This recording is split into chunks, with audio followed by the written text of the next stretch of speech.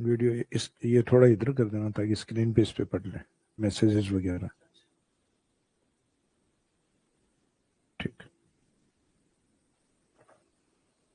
हाँ जी, good evening. तो last वाली स्टार्ट की थी रोशन के क्लाइमेट के अंदर। क्लाइमेट जो क्लासिफिकेशन या वर्गीकरण वाला पार्ट, जिसमें कोपेन, ट्रिवार्था और थॉर्नथवेट ये कंप्लीट हो गए थे। आज स्टार्ट करना है अपने को जलवायु के अंदर जो ऋतुओं का वर्गीकरण है, अर्थात क्लाइमेट के जो सीजन क्लासिफिकेशन है उस वाले पार्ट को।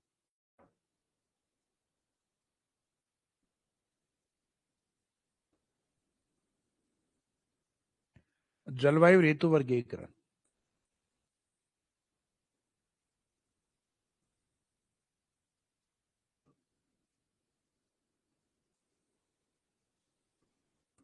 तो जलवायु ऋतु वर्गीकरण वाला जो पार्ट है,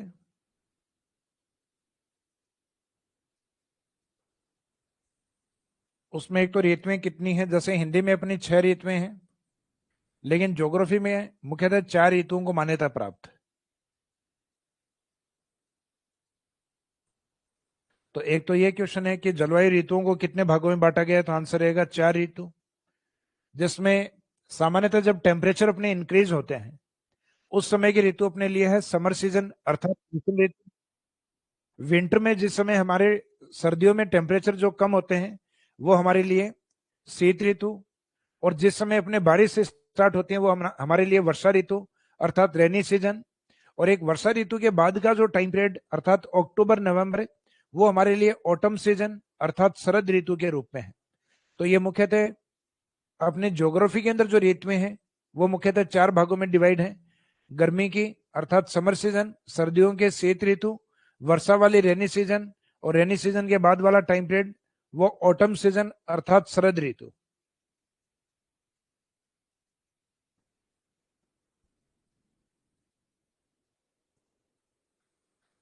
तो इसके अंदर स्टार्टिंग वाली जो ऋतु है वो हम हाई टेम्परेचर वाली अर्थात समर सीजन वाला स्टार्ट करेंगे।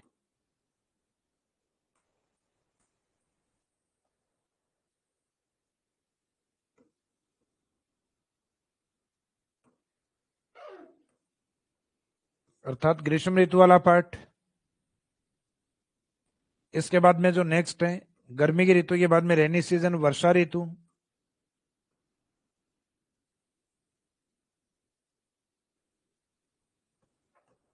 रेनी सीजन या वर्षा ऋतु।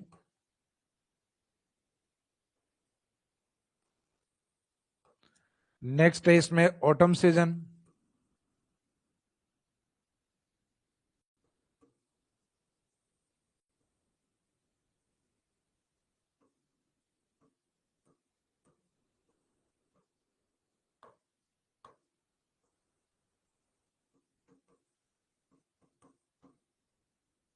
ऑटम सीजन के बाद में लास्ट वाला जो पॉइंट है वो है विंटर सीजन।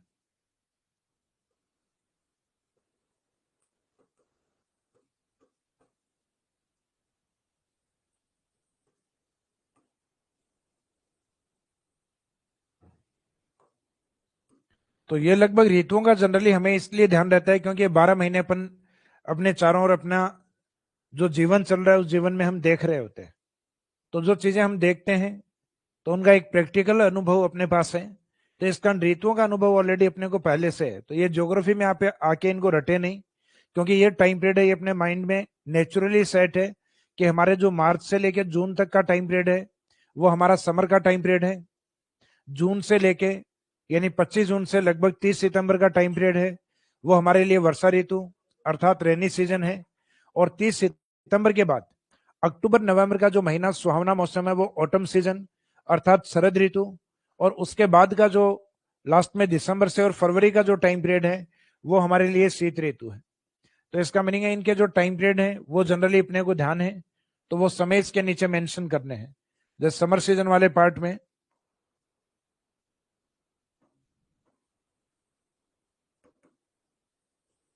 गर्मी की ऋतु में जो समय है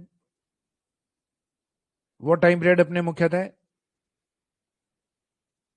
मार्च से लेके जब तक अपने हाईएस्ट टेम्परेचर होते हैं अर्थात जून तक है।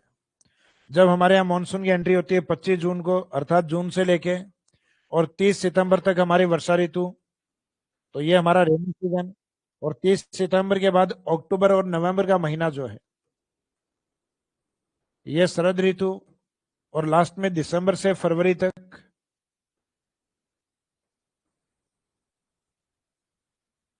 ये अपने लिए शीत ऋतु। अब इन ऋतुओं में मुख्यतः अगर घटनाओं के बारे में पूछा जाए, जैसे फॉर एग्जाम्पल जो ग्रीष्म ऋतु है, गर्मी की ऋतु है, उस समय अपने यहाँ गर्म हवाएं चलती हैं राजस्थान में, जिनको क्या कहा जाता है, लू। धूल भरी जो चलती है उनको हम कहते हैं आंधी, यानी जो डस्टी विंड्स होती हैं, धूल वाली हवाएं, वो आंधी है। और धूल की जो घूमती हुई हवाएं या धूल के चक्रवात हैं, उनको नाम दिया जाता है बबूल्या। यानी जो डस्ट साइक्लोन के रूप में है, सैंड साइक्लोन के रूप में है। तो ये डस्ट साइक्लोन अपने लिए बबूल्या है। केवल डस्ट उड़ती हुई दिखाई दे वो हमारे लिए आंधी है, गर्म हवाएं लू है। फिर अपना जो रेनी सीजन अर्थात वर्षा ऋतु है, तो वर्षा ऋतु की जो मुख्य घटना है वो हमारे लिए कौन सी है, मानसून। फिर इसके बाद में शरद ऋतु। तो शरद ऋतु के समय एक तो मानसून निवर्तन अर्थात रेडिएटिंग ऑफ मानसून, मानसून लौटता है इस समय।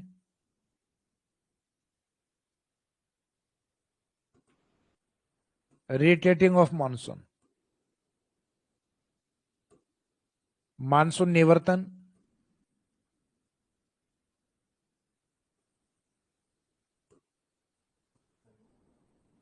और मानसून निवर्तन के बाद में यानी मानसून लौटने के दौरान जब जैसे रेडिएटिंग मानसून कंडीशन चलती है, उस समय अचानक टेम्परेचर बढ़ते हैं कार्तिक मास में या अक्टूबर मंथ के अंदर। तो इनको हम कार्तिक या अक्टूबर हीट के नाम से भी जानते हैं।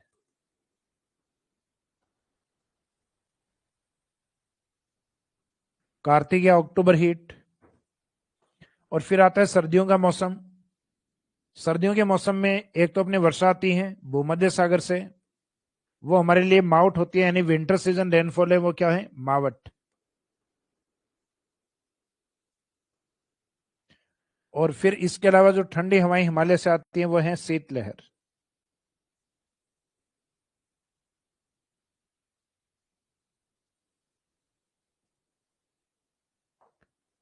तो मुख्यतः एक मावट है, सर्दियों की वर्षा, और दूसरा अपने शीतलहर। तो इस तरीके से अपने जो अलग अलग ऋतुएं हैं, उन ऋतुओं की अपनी अलग अलग कंडीशन है, अलग अलग फिनोमिना अर्थात घटनाएं हैं। तो उन घटनाओं को अपने को कवर करना है। ऋतुओं का लगभग ऑलरेडी आपको पहले से भी आइडिया है। तो उन घटनाओं का मीनिंग क्या है, उनके पीछे कारण क्या है, और वो मुख्यतः किस एरिया में अधिक घटित होती हैं, अर्थात उनका इफेक्ट किस एरिया पे अधिक है। तो ये चीजें हम यहाँ पे कवर करेंगे। तो स्टार्टिंग करते हैं अपन ग्रीष्म ऋतु वाले पार्ट अर्थात समर सीजन से। तो समर सीजन वाला पार्ट जो हमने सबसे पहले लिया हुआ है,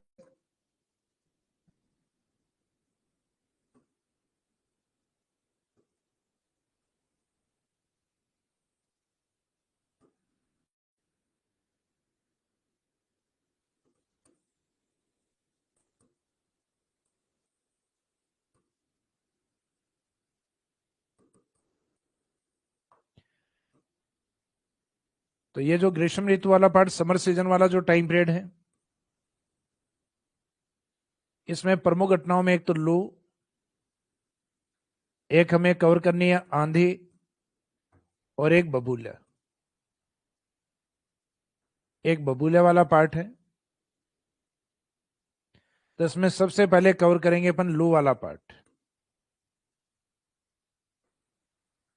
तो लू का मीनिंग क्या है, तो लू में कंडीशन तो अपने यही रहेगी ग्रीष्म ऋतु में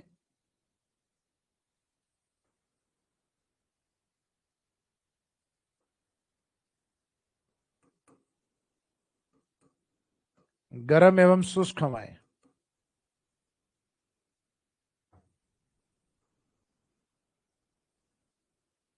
गर्म एवं शुष्क हवाएं क्या कहलाती हैं, शुष्क हवाएं लू कहलाती हैं।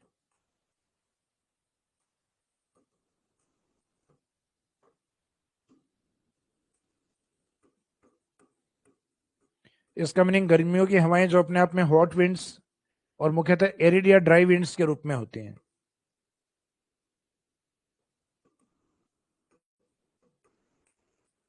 Hot and arid winds of summer season.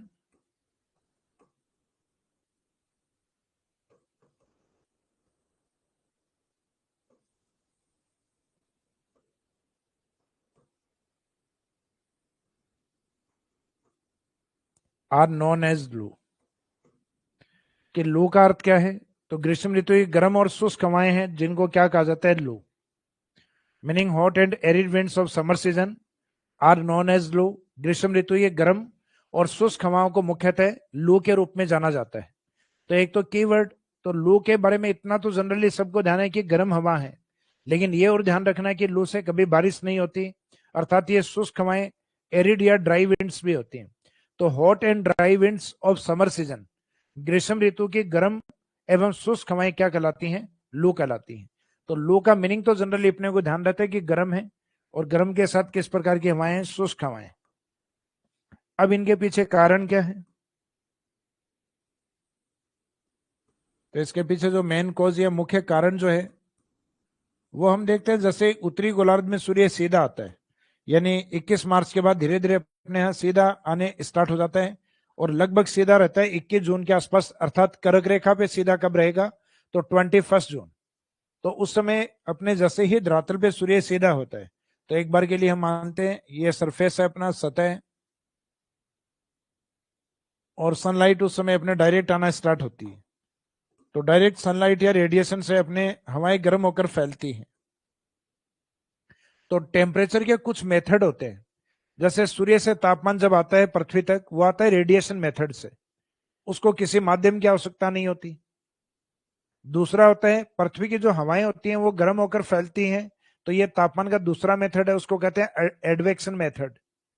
फिर और अधिक गर्म होकर वो हवाएं गर्म होकर धीरे धीरे ऊपर की ओर उठती हैं, उसको कहा जाता है कन्वेक्शन मेथड, अर्थात संवहनीय धाराएं। और एक जैसे कोई मेटल या धातु है जो आपने एक तरफ से गर्म किया तो धीरे धीरे उसका दूसरा हिस्सा भी गर्म हो जाता है। जैसे अपने चपाती या रोटी बनाते टाइम जो चिमटे का एग्जांपल लें, तो उसका एक कोना जब गर्म होता है तो धीरे धीरे उसका इफेक्ट दूसरे ही तरफ भी आता है, तो उसको कहा जाता है कंडक्शन, यानी चालन। तो इसका मीनिंग है कि टेम्परेचर या तापमान स्थानांतरण के कई मेथड है: radiation method, advection method, convection method, conduction method. इसका मीनिंग रेडिएशन यानी विकिरण, फिर एडवेक्शन, तो एडवेक्शन का मीनिंग होता है अभिवहन, हवाओं का मुख्यतः क्षैतिज रूप में फैलना अभिवहन, और गर्म होकर ऊपर उठना संवहन। तो लू का चलने के पीछे कारण होता है अभिवहन कारण, यानी एडवेक्शन फ्लो ऑफ एयर। तो इस एरिया में अगर सोलर रेडिएशन डायरेक्ट है तो हवाएं गर्म होकर फैलती हैं, तो इसको कहते हैं हवाओं का अभिवहनीय प्रवाह।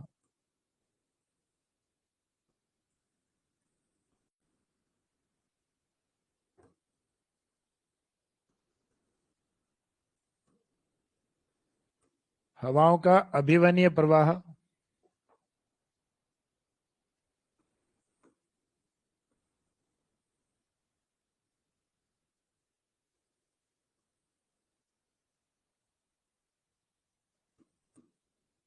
एडवेक्शन मेथड ऑफ विंड्स, या एडवेक्शन फ्लो भी कह सकते हो।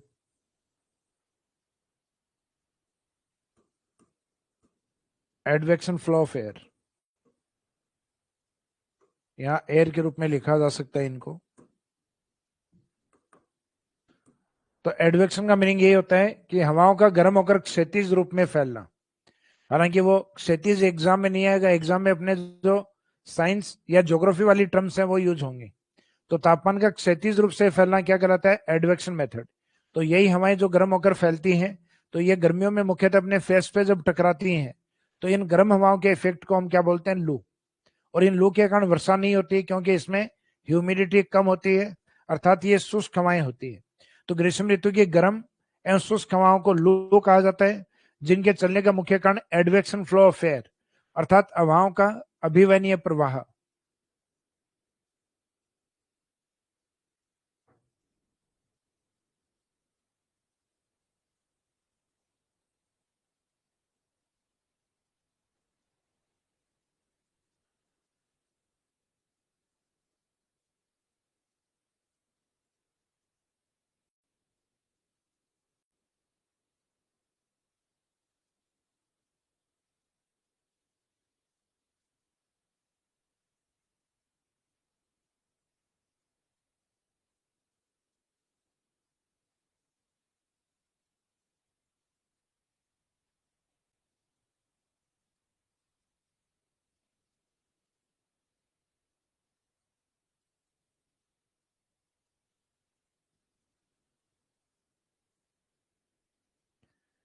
देखो जो नोट्स में, न्यू नोट्स के अंदर आपको जो डेटा अवेलेबल करवाए जाएंगे वो सारे अपडेट डेटा हैं। जैसे एग्रीकल्चर वाले जो डेटा है 2021-22 जो बुक में डाले तो वो 2021-22 के अकॉर्डिंग सही है, लेकिन अभी 2022-23 है उसके डेटा भी जो अनाउंस किए गए हैं तो वो भी आपको अलग से करवा दिए जाएंगे। तो ऐसा नहीं है कि आपको 2021-22 के ही करवाए जाएंगे, 22-23 के भी करवाए जाएंगे। तो देखो ये चीजें अपडेट वाली हैं। अब जैसे कोई आज बुक निकली, पता चला कल कोई नया डेटा अपडेट हो गया, तो इसका मीनिंग जो आज लिखा है वो आज तक के लिए ठीक है। और ज्योग्राफी है तो ज्योग्राफी में इकोनॉमी वाली चीजें वो चेंज होती रहेंगी वो आपकी। हाँ, लेकिन अपन ने जो मेंशन किया है कि एग्रीकल्चर डेटा 2021-22, तो इसका मीनिंग वो उस समय के हैं। तो ऐसे आपके जो मुख्यतः इरिगेशन या सिंचाई वाले जो डेटा हैं उनके अंदर भी अब चेंजेस आए हैं। तो इरिगेशन वाला टॉपिक हम लेंगे रिवर्स, और उसके बाद में लेक वाले चैप्टर के बाद, यानी नदी और झील वाले चैप्टर के बाद अपना सिंचाई परियोजना वाला टॉपिक कवर करेंगे अपन।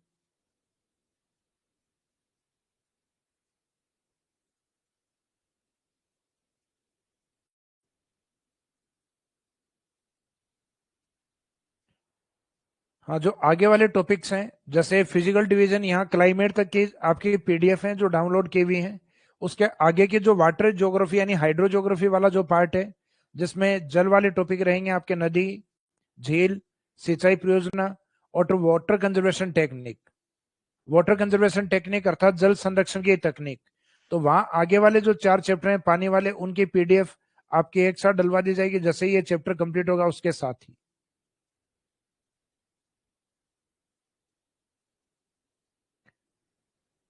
हाँ, नोट सारे अपडेट डेटा ही हैं इसमें, क्योंकि जो बुक ज्योग्राफी, राजस्थान ज्योग्राफी जो बुक आई है वो बिल्कुल करंट और अपडेट डेटा के अकॉर्डिंग है।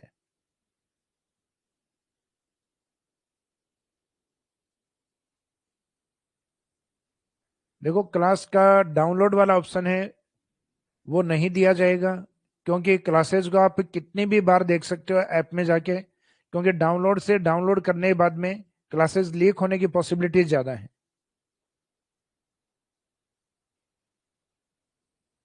तो इसका मीनिंग है कि क्लासेस देखने की कोई बाउंडेशन नहीं है आपके पास। जब तक आपका कोर्स का वैलिडिटी है, जब तक क्लासेस आप आगे तक चला सकते हो तब तक आप इन क्लासेस को लीजिए। डाउनलोड वाला ऑप्शन इसमें नहीं रहेगा, क्योंकि आप जितनी भी बार, क्योंकि डाउनलोड का उद्देश्य ये होता है कि क्लास को देखना वापस। तो जब तक आपके पास कोर्स रहेगा तब तक आप क्लास को चाहे 5 बार, 10 बार, 15 बार या 100 टाइम्स आप इनको देख सकते हैं, उससे ज्यादा बार भी देख सकते हैं।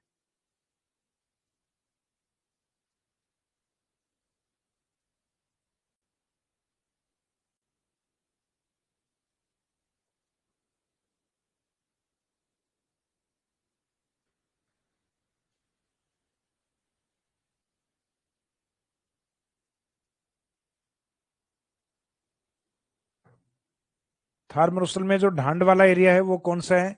तो ढांड एरिया, वैसे तो मरुस्थल में जो बालुका स्तूप है उनके बीच में जो एक अर्धचंद्राकार आकृति है वो अपने आप में ढांड है, जिसको जनरली हम तल्ली भी कहते हैं, जिसको हम पलाया भी कहते हैं।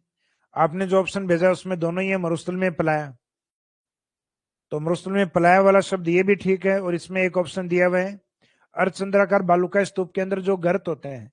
तो इसका मीनिंग है जो बात हो रही है अर्धचंद्राकार यानी बरखान, तो बरखान के बीच में जो गर्त होता है वो भी अपने आप में ढांड है।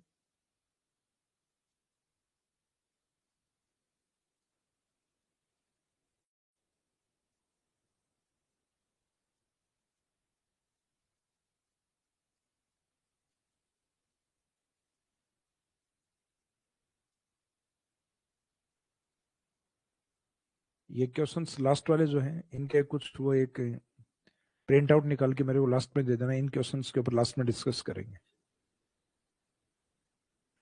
हाँ जी, कुछ क्वेश्चंस आपके थोड़े से बड़े क्वेश्चंस हैं, लास्ट में हम उनका प्रिंट आउट निकलवा के और बाद में लास्ट में एक साथ डिस्कस करेंगे हम उसको। तो यहाँ पे जो लू का रीजन है और लू का रीजन आता है हवाओं का गर्म होकर फैलना, इसका मीनिंग इसमें आंसर के रूप में अपने को ये मिलता है कि लू के चलने के पीछे कारण क्या है। तो हवाओं का मुख्यतः सवनीय रूप में ऊपर उठना, तो वो रीजन नहीं है। मुख्यतः अभिवनीय रूप में उनका फैलना, तो बिल्कुल सही रीजन है, एडवेक्शन फ्लो माना जाता है। या सूर्य से आने वाली विकिरण के रूप में, तो विकिरण है वो डायरेक्ट लू का रीजन नहीं होती। विकिरण एटमॉस्फेयर के एयर को गर्म करती हैं और वो एयर जैसे ही फैलती है तो वो अपने को किसके रूप में महसूस होता है? वो अपने को महसूस होता है मुख्यतः लू के रूप में। तो लू के पीछे कारण ये है। अब लू के द्वारा प्रभावित क्षेत्र,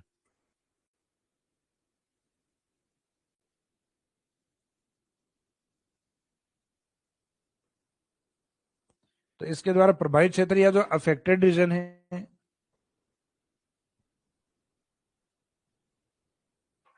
वो राजस्थान का उत्तरी पश्चिमी भाग।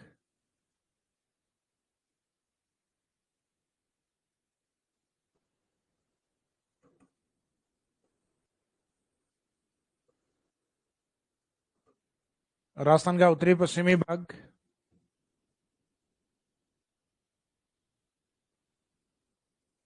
सर्वाधिक सर्वाधिक बाड़मेर, यानी मोस्ट अफेक्टेड जो रीजन माना गया है वो कौन सा माना गया है? बाड़मेर को माना गया है।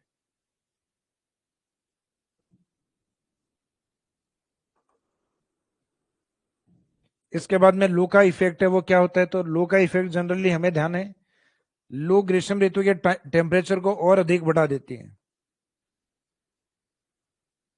यह ग्रीष्म ऋतु के तापमान को और अधिक इंक्रीज करती है, बढ़ाती है।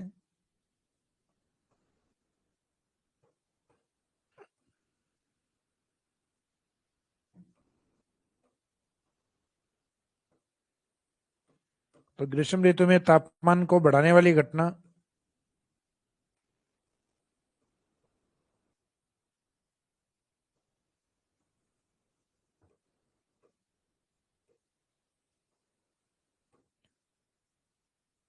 या वो घटना जो ग्रीष्म ऋतु में तापमान को इंक्रीज करती है तो वो मुख्यतः लू होती है।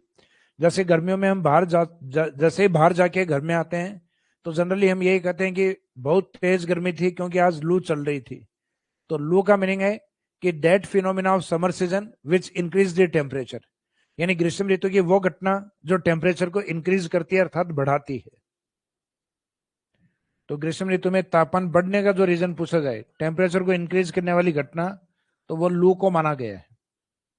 लू के बाद में ग्रीष्म ऋतु की दूसरी प्रमुख घटना है आंधी।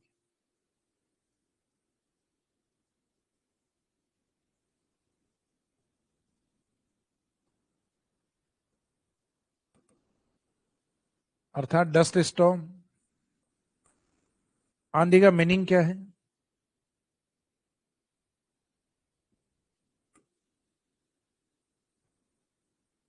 तो आंधी का मीनिंग अर्थ लिया जाता है, कंडीशन तो अपनी यही है कि ग्रीष्म ऋतु में चलने वाली मुख्यतः आंधियों को हम कहते हैं कि धूल भरी हवाएं होती हैं। तो ये तो समझ में आता है हमें धूल भरी, लेकिन इसमें नमी भी मौजूद होती है। तो ग्रीष्म ऋतु में चलने वाली धूल भरी एवं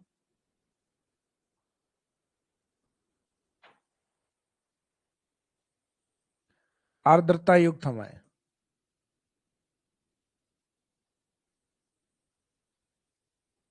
ये नमी से युक्त होती हैं, इसका नाम आर्द्रता युक्त हवाएं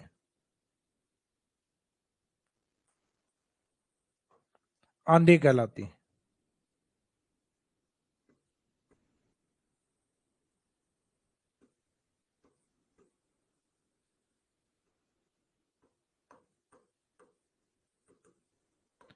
dusty and humid winds,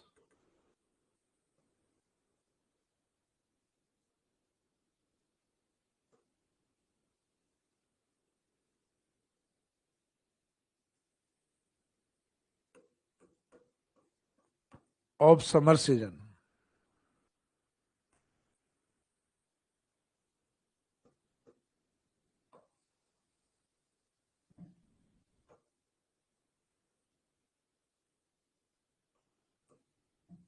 are known as dust storm.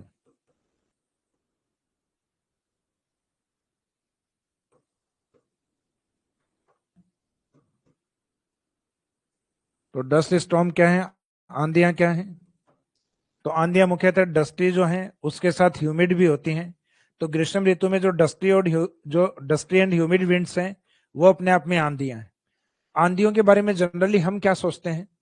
हम सोचते हैं जो धूल भरी हवाएं होती हैं, तो इसका मीनिंग आधा कॉन्सेप्ट तो अपने को पता है कि जो धूल उड़ती है वो आंधी है, लेकिन दूसरा कॉन्सेप्ट आपको ये भी याद रखना है, इसमें ह्यूमिडिटी भी मौजूद होती है, अर्थात आर्द्रता या नमी भी होती है। कारण क्योंकि हमने कई बार ऐसा देखा है कि आंधियां अपने साथ बारिश को भी लेके आती है। तो इसका मीनिंग कई बार तो जो आंधी है वो बारिश करवा देती हैं और कई बार नहीं करवा पाती, क्योंकि जब आंधियों में ह्यूमिडिटी अच्छी आती है, आर्द्रता ज्यादा होती है और एक अपनी स्थानीय आर्द्रता भी अधिक हो, अर्थात अपनी लोकल ह्यूमिडिटी भी ज्यादा हो, तब कई बार उनसे 5, 10, 15 मिनट बारिश हो जाती है। ये हालांकि मानसून की तरह लंबे समय तक ये वर्षा नहीं होती, ये कुछ समय की वर्षा होती है। और दूसरा, कई बार आंधियों में नमी कम हो और अपनी लोकल ह्यूमिडिटी भी कम हो, स्थानीय नमी भी कम हो, तब कई बार इनसे वर्षा नहीं होती, सिर्फ घर में डस्ट या धूल ही आती है। लेकिन ये सामान्यतः धूल भरी और नमी युक्त दोनों हवाएं होती हैं। तो इसमें दोनों टर्म्स एक साथ याद रखनी है कि dusty and humid winds of summer season, कि ग्रीष्म ऋतु की डस्टी यानी धूल भरी और ह्यूमिड यानी आर्द्रता युक्त हवाओं को, तो धूल भरी और आर्द्रता युक्त हवाओं को गर्मियों में आंधियां कहा जाता है। अब इनके पीछे रीजन क्या है?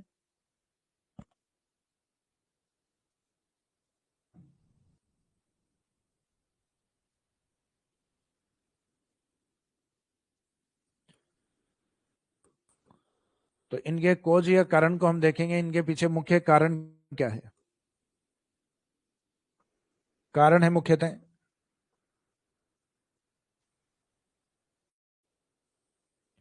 जैसे अपने यहाँ स्थलीय भाग पर, राजस्थान के अंदर जब टेम्परेचर बढ़ते हैं, क्योंकि स्थलीय भाग जल्दी गर्म होते हैं, तो वायुदाब क्या होते हैं यहाँ पर कम, एयर प्रेशर कम हो जाता है। जबकि पानी वाला जो एरिया होता है, जैसे अरब सागर की ओर, ये लैंड पार्ट की तुलना में कम तापमान वाला होता है, और कम तापमान वाला होता है इसका मीनिंग यहाँ पे एयर प्रेशर ज्यादा होगा,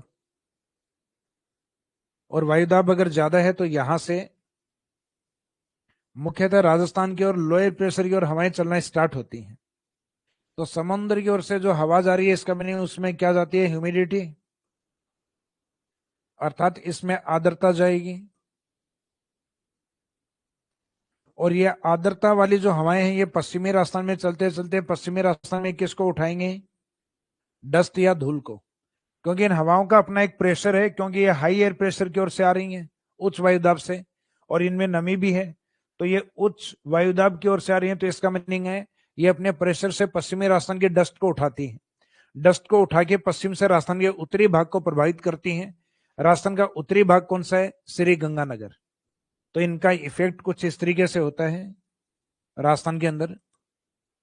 राजस्थान के पश्चिमी भाग से एंट्री कर मुख्यतः राजस्थान के उत्तरी भाग को सर्वाधिक अफेक्टेड करती है, अर्थात श्री गंगानगर को, जहां कहा जाता है कि आंधियों के समय या ग्रीष्म ऋतु के समय लगभग 27 दिन इसमें आंधियों का इफेक्ट होता है, 27 डेज तक। तो मुख्यतः राजस्थान में सर्वाधिक आंधी वाले दिन कहां पर हैं, श्री गंगानगर में। राजस्थान के किस भाग में आंधियां सर्वाधिक आती हैं, तो राजस्थान के नॉर्थ के अंदर। तो ऑप्शन में पश्चिम भी हो सकता है, लेकिन नॉर्थ में आंधियां अधिक आती हैं। और एक जनरल इनकी डायरेक्शन अगर आपसे पूछ ली जाए, तो ये डायरेक्शन आप आंधी की देख रहे हैं पहले वाले डायग्राम में, इसमें या इसमें। तो इस डायरेक्शन को अगर आप देखें,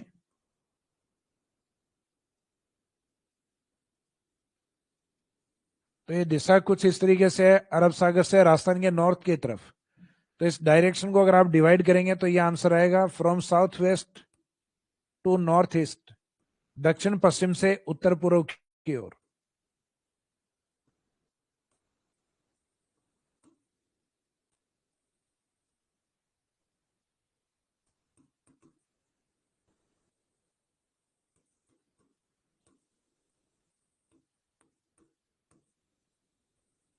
दक्षिण पश्चिम से उत्तर पूर्व की ओर, from south west to north east की ओर। तो ये वाला जो पार्ट है, ये इसका आंसर। ये डायरेक्शन नहीं होके सिर्फ दो डायरेक्शन, यानी ये तो डबल डबल डायरेक्शन दी है। सामान्यतः इसमें हम आंसर पश्चिम से पूर्व को भी मानते हैं, यानी फ्रॉम वेस्ट टू ईस्ट। लेकिन ये जनरली दोनों ऑप्शन में एक साथ नहीं आते क्योंकि दोनों ही सही हैं। सिंगल डायरेक्शन में आंसर है तब तो पश्चिम से पूर्व की ओर, और डबल डबल डायरेक्शन में है तो इस डायरेक्शन को डिवाइड करके देख लेना, तो फिर रहेगा from south west to north east, दक्षिण पश्चिम से उत्तर पूर्व की ओर। तो ये सामान्यतः आंधियों की दिशा होती है राजस्थान में, या तो पश्चिम से पूर्व की ओर या दक्षिण पश्चिम से नॉर्थ ईस्ट की ओर। तो राजस्थान के नॉर्थ की तरफ जाती है गंगानगर, जहां औसतन आंधियों की संख्या या आंधी के दिनों की संख्या कितनी है, तो आंधी के दिनों की संख्या वहां पे 27 डेज।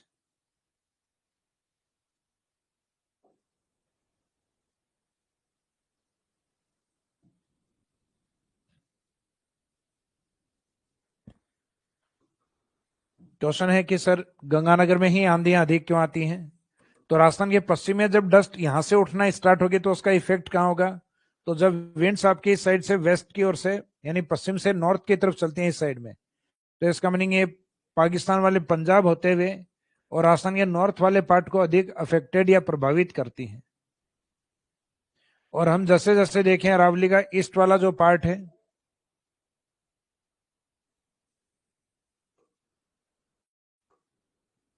अरावली का जो ईस्ट वाला पार्ट है यह आंधियों से सबसे कम प्रभावित होता है। और इसमें भी मुख्यतः अपन और अधिक ईस्ट में या साउथ ईस्ट में चलेंगे तो अधिक वर्षा वाला जिला झालावाड़, जो आंधियों से लेस इफेक्टिव या सबसे कम प्रभावित होता है। तो सामान्य सी बात है कि अगर आप डेजर्ट से हाड़ौती की ओर जाओगे तो आंधियों के दिनों की संख्या आपके लिए क्या हो जाएगी? न्यूनतम या ना के बराबर।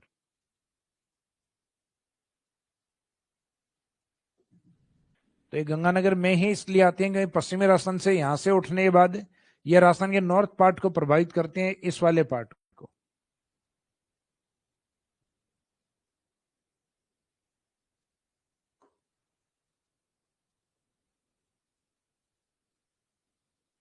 तो यहाँ पे आंधियों के चलने के पीछे जो मुख्य रीजन था वो भी इस डायग्राम में हमने देखा कि मुख्यतः राजस्थान में टेम्परेचर बढ़ने के कारण वायुदाब कम हो गए। तो वायुदाब कम क्यों हुए? क्योंकि यहाँ की हवाएं गर्म होकर ऊपर उठने लग गई, जिनको हम कहते हैं सवानीय पवने, या हवाओं का सवानीय प्रवाह भी लिख सकते हो।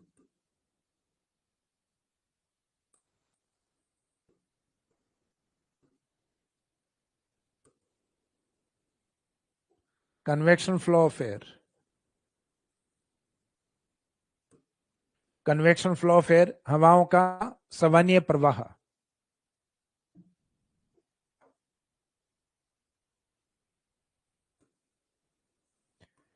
तो मुख्यतः आंधियों में कारण यह है। लू के अंदर कारण आपको बताया था एडवेक्शन फ्लो ऑफ एयर, हवाओं का अभिवनीय प्रवाह। और आंधियों के पीछे रीजन है हवाएं गर्म होकर ऊपर उठती हैं तो वायुदाब कम हो जाता है, तो समुद्र की ओर से ह्यूमिडिटी या उच्च वायुदाब वाली हवाएं आना स्टार्ट होती हैं, और उन हवाओं के साथ ह्यूमिडिटी आने के कारण कई बार उनसे वर्षा भी हो जाती है। तो वर्षा डिपेंड करेगा कि आपके यहाँ की लोकल ह्यूमिडिटी कितनी है। आपकी स्थानीय आर्द्रता अगर अधिक है तो समुद्री आर्द्रता और लोकल ह्यूमिडिटी मिलकर वर्षा करवा देती है, अर्थात मैक्सिमम ह्यूमिडिटी होती है एटमॉस्फेयर में। और अपने यहाँ लोकल में अगर ह्यूमिडिटी कम है तो फिर वर्षा होने की पॉसिबिलिटी उतनी कम होगी।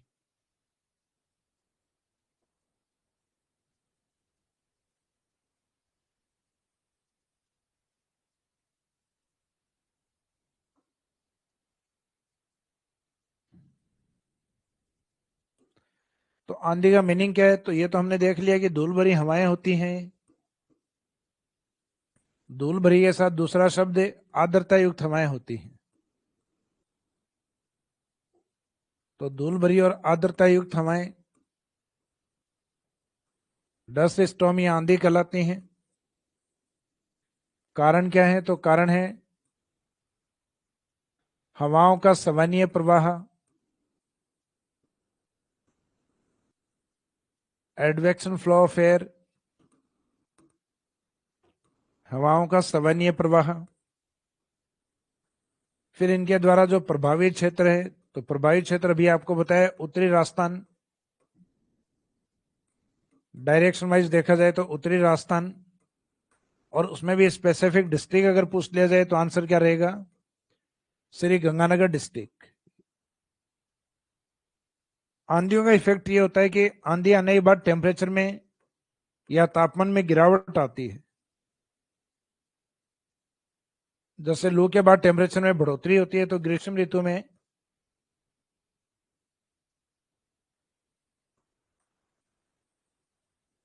ऋतु में वह घटना जो तापमान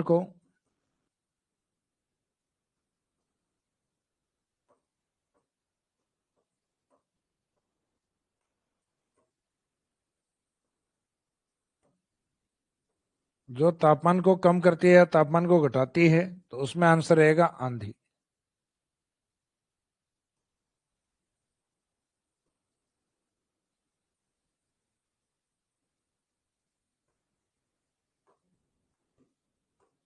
तो ये इसमें ध्यान रखना कि ग्रीष्म ऋतु की वह घटना जो तापमान को घटाती है, घटाने वाली घटना को हम मुख्यतः डस्ट स्टॉर्म अर्थात आंधी के नाम से जानते हैं। अब आंधी के बाद में जो नेक्स्ट है, अब आंधियों का इफेक्ट हम देख चुके हैं, गंगानगर अर्थात राजस्थान के उत्तरी भाग में अधिक है।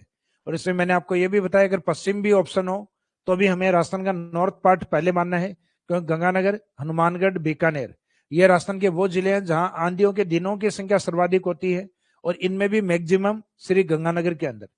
फिर ग्रीष्म ऋतु की नेक्स्ट घटना है अपने बबूल्या अर्थात डस्ट साइक्लोन और सैंड साइक्लोन।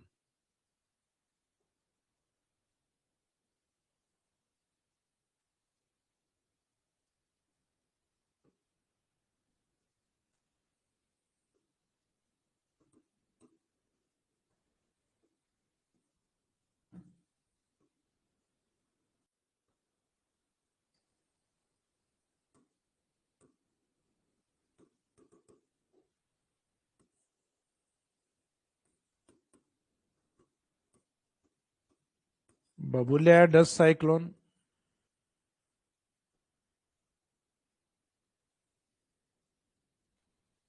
ये साइक्लोन क्या है, इनका मीनिंग क्या है? तो एक तो देखिए कि ये बनते किस तरीके से हैं। तो जैसे इनका कारण समझ में आएगा, मीनिंग समझ में आ जाएगा। जैसे फॉर एग्जाम्पल किसी एक स्थान विशेष पे या किसी लोकल पॉइंट पे अचानक टेम्परेचर बढ़ गया सेंटर पॉइंट के अंदर किसी भी स्थान के सेंटर में तापमान बढ़ गया, इसका मीनिंग वायुदाब क्या हो गया, कम। अब इसके सेंटर की तुलना में इसके परिधि क्षेत्र में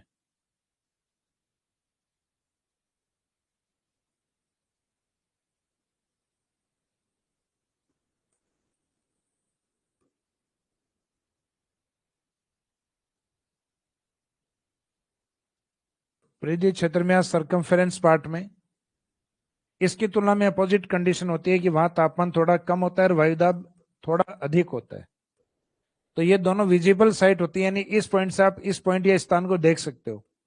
तो ये निकटतम स्थान होने के कारण समय तक यहाँ उच्च वायुदाब से निम्न वायुदाब की ओर, हाई प्रेशर से लो प्रेशर की ओर हवाएं चलना स्टार्ट होती हैं। और हवा का नियम यही होता है, हवा हमेशा उच्च वायुदाब से निम्न वायुदाब की ओर अर्थात हाई प्रेशर से लो प्रेशर की ओर चलेगी। और लो प्रेशर अगर सेंटर में हो तो उस ओर हवाएं जो आती हैं सेंटर की ओर उनको कहते हैं साइक्लोन, और सेंटर से बाहर की ओर जाती हैं उसको कहते हैं एंटी साइक्लोन। तो एंटी साइक्लोन वाली जो कंडीशन है वो मुख्यतः केंद्र से बाहर की ओर, जबकि इसमें कौन सी है, साइक्लोनिक कंडीशन। क्योंकि सेंटर में लोअर प्रेशर है तो सेंटर से हवाएं बाहर नहीं सेंटर की ओर हवाएं जाएंगी। तो इसमें इसका नहीं चक्रवात शब्द यूज करते हैं अपन। जैसे यहाँ लिखा डस्ट साइक्लोन, धूल के चक्रवात। तो इसका मीनिंग है धूल तो इसमें भी होगी जैसे आंधियों में होती है, लेकिन इसमें धूल होती है बाहर से अंदर की ओर अर्थात चक्रवातीय रूप में। जबकि आंधियों में ये इस प्रकार से नहीं होके, आंधियों का कवरिंग एरिया तो काफी बड़ा होता है। जैसे बाहर आप गर्मियों में निकले, कभी भूतल्या या बबूल्या सामने आ गया और आप कमरे में आके या किसी स्थान पे छुप के बैठ सकते हो तो आप बबूल्या से बच सकते हो, लेकिन आंधी से बचना लगभग इम्पॉसिबल है। जैसे आपने घर भी बंद कर लिया तो भी गेट के नीचे से, खिड़कियों से उनसे डस्ट आ ही जाएगी आपके। तो इसका मीनिंग है आंधियों का एरिया काफी बड़ा होता है जबकि बबूल्या का एरिया सीमित होता है।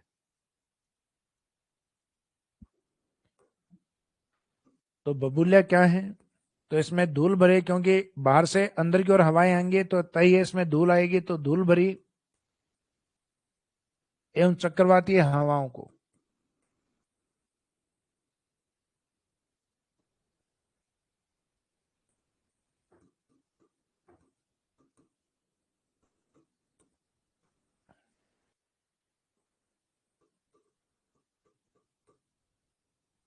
धूल भरी एवं चक्रवाती हवाओं को बबूला कहा जाता है।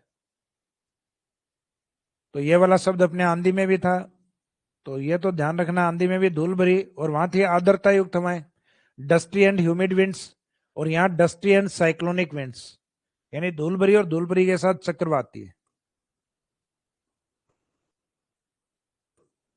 Dusty and cyclonic winds.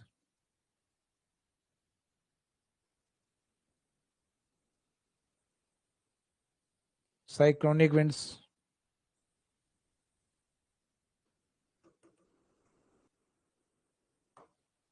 तो इसका मीनिंग, इसमें ये पॉइंट इंपॉर्टेंट है, डस्टी तो अपने ऑलरेडी आंधी में आ चुका है, यानी धूल भरी शब्द, लेकिन वो आर्द्रता युक्त था, ये चक्रवाती है। कारण अभी आपको बताया था, high air pressure in circumference part while opposite air pressure in centre part. परिधि में उच्च वायुदाब जबकि केंद्र में निम्न वायुदाब।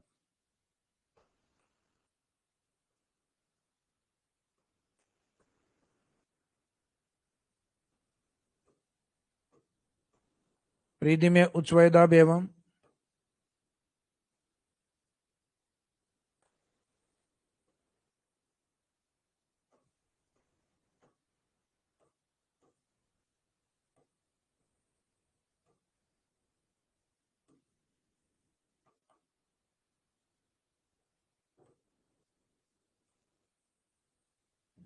परिधि में उच्च वायुदाब यानी बाहर की तरफ एवं केंद्र में निम्न वायुदाब।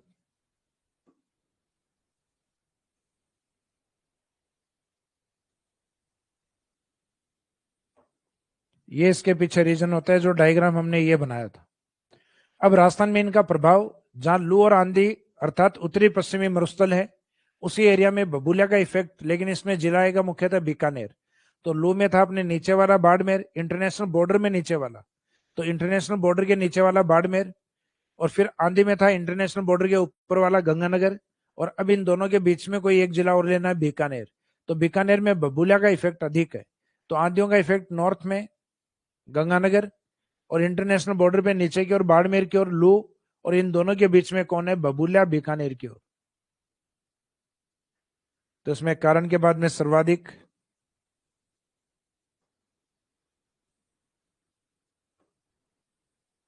तो सर्वाधिक इनका जो इफेक्ट या प्रभाव है वो बीकानेर।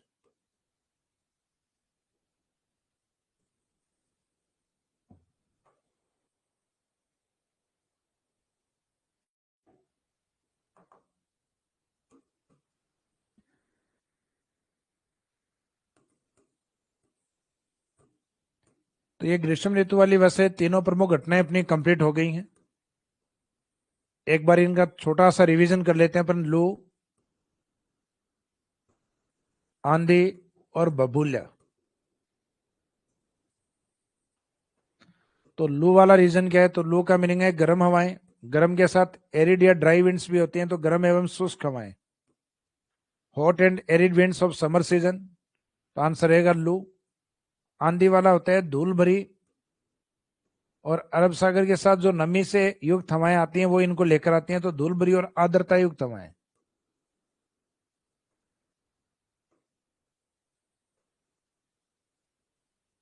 तो dusty and humid winds. Next, बबूला में धूल तो उड़ती है लेकिन ये केंद्र की ओर चलती है, तो चक्रवाती है, तो धूल भरी एवं चक्रवाती हवाएं।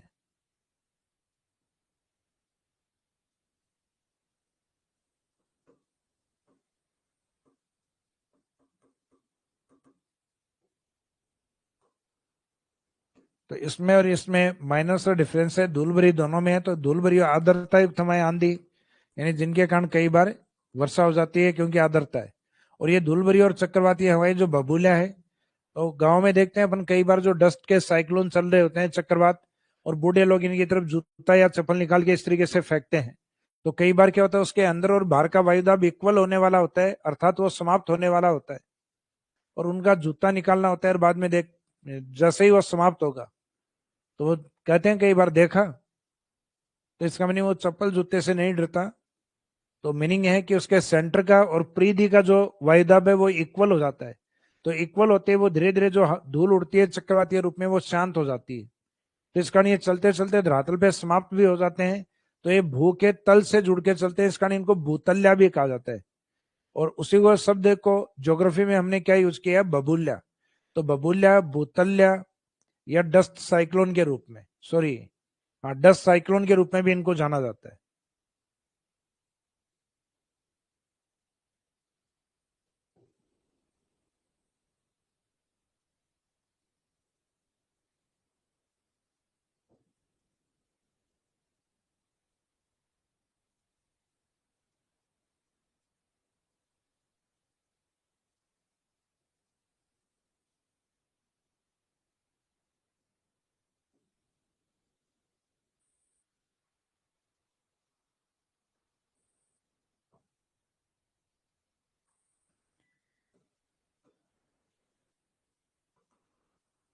अब ये जितने भी हमने लिखे हैं, तो लू के पीछे रीजन क्या था, तो लू के पीछे रीजन है अभिवनीय प्रवाह, हवाएं गर्म होकर फैलती हैं। जहां लोअर प्रेशर जनरेट होता है उसके पीछे होता है सवनीय हवाएं, अर्थात हवाएं गर्म होकर ऊपर उड़ जाती हैं, कन्वेक्शन फ्लो ऑफ एयर। और यहाँ पे मुख्यतः सेंटर में वायुदाब कम हो जाता है, इस कारण केंद्र की ओर हवाएं आती हैं, जबकि बाहर की ओर इसमें वायुदाब जनरली क्या होता है, ज्यादा होता है। तो high air pressure in circumference part while opposite air pressure in centre, बाहर की ओर वायुदाब का अधिक और केंद्र की ओर वायुदाब का कम होना इसके पीछे मुख्य कारण। और फिर बाद में इनका इफेक्ट, तो लू बाड़मेर में, आंधी राजस्थान के नॉर्थ गंगानगर में, और इन दोनों के बीच बीकानेर की ओर बबूल्या अधिक है। तो ग्रीष्म ऋतु की जो मेन इवेंट या घटना है वो कंप्लीट हो गई। अब इसमें हमें देखना है ग्रीष्म ऋतु के कुछ अन्य महत्वपूर्ण बिंदु, यानी इस ऋतु से जुड़े हुए कुछ अदर फैक्ट्स हैं।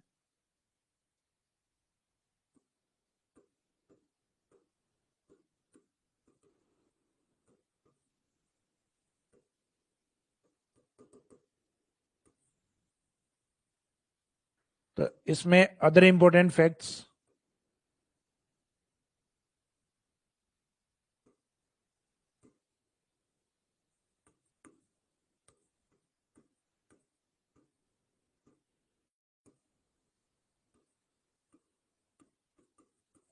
अन्य महत्वपूर्ण बिंदु।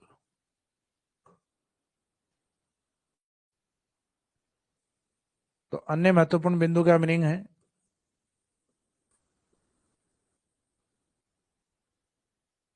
ग्रीष्म ऋतु में, गर्मी की ऋतु में अपने यहां सर्वाधिक गर्म,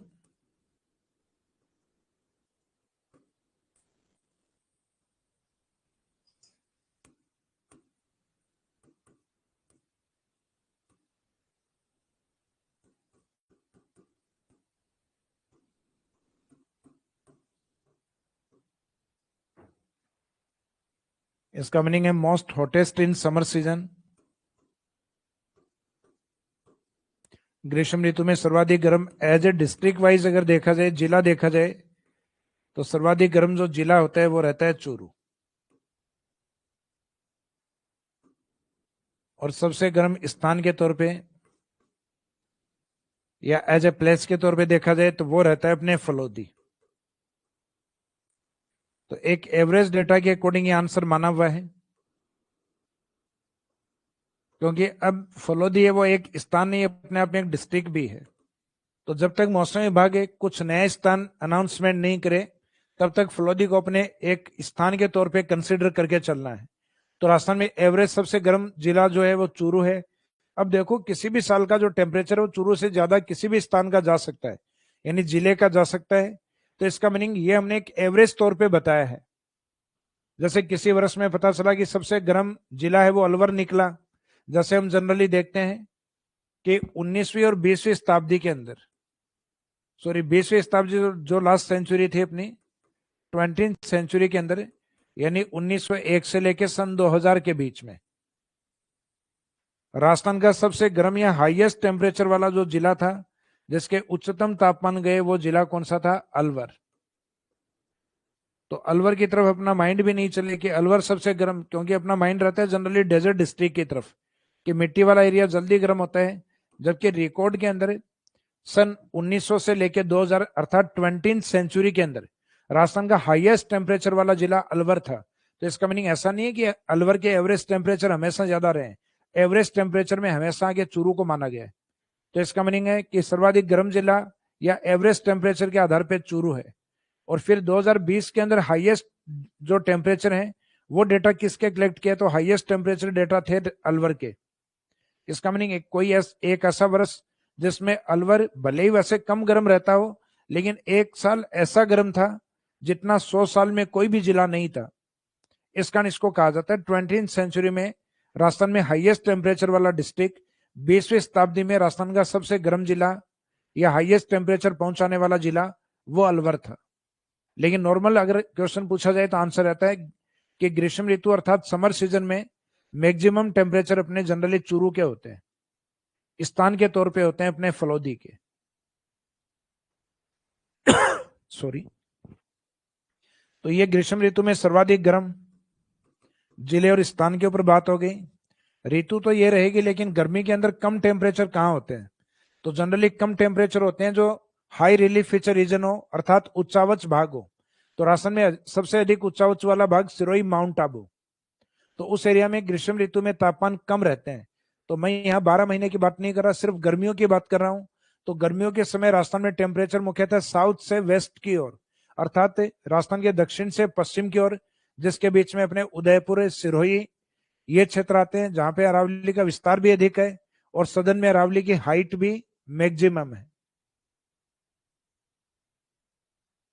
तो इसी में अदर इंपॉर्टेंट फैक्ट्स में दूसरा पॉइंट,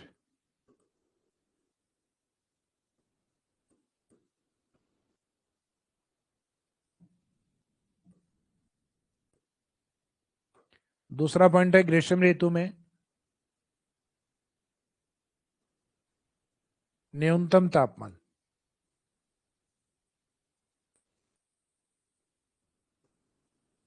तो गर्मी की ऋतु में न्यूनतम तापमान या लोवेस्ट टेम्परेचर,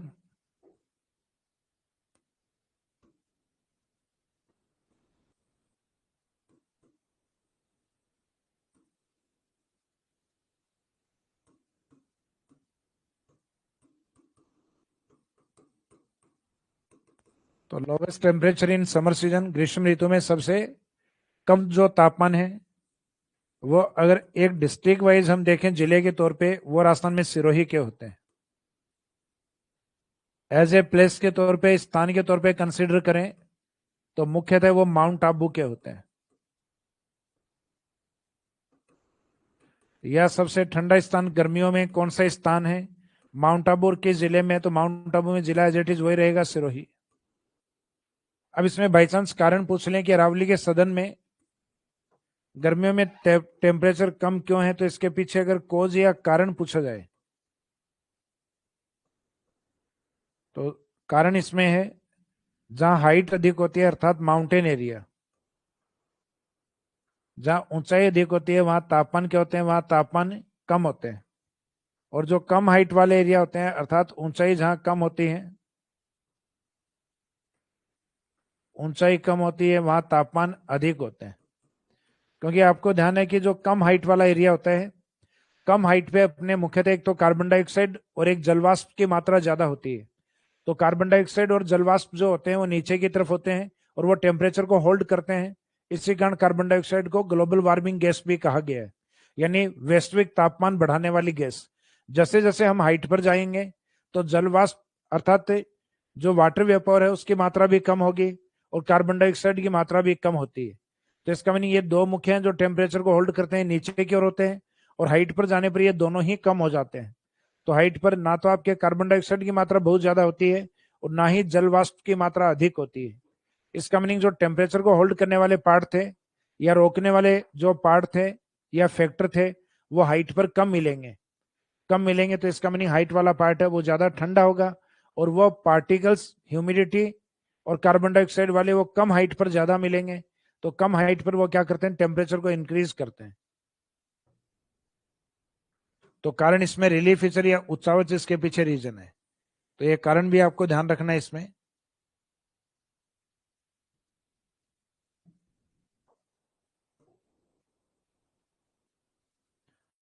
फिर इसी में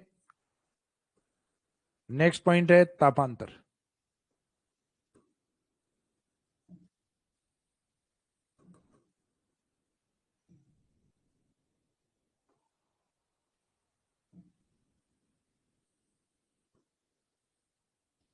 तापांतर रेंज ऑफ टेम्परेचर। तापांतर का मीनिंग होता है किसी स्थान विशेष पर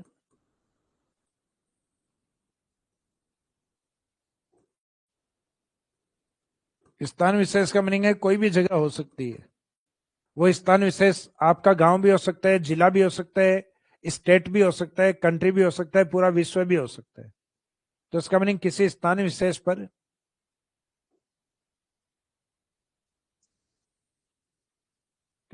विशेष पर उच्चतम तापमान और न्यूनतम तापमान के अंतर को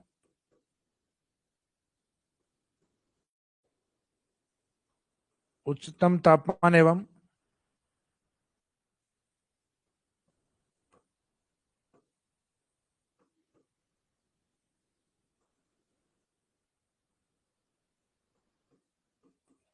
न्यूनतम तापमान के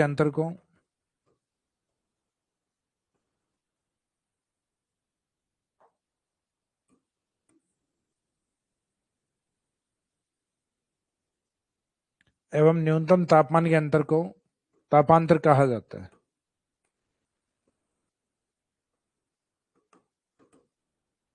अर्थात रेंज ऑफ टेम्परेचर कहा जाता है। फॉर एग्जाम्पल,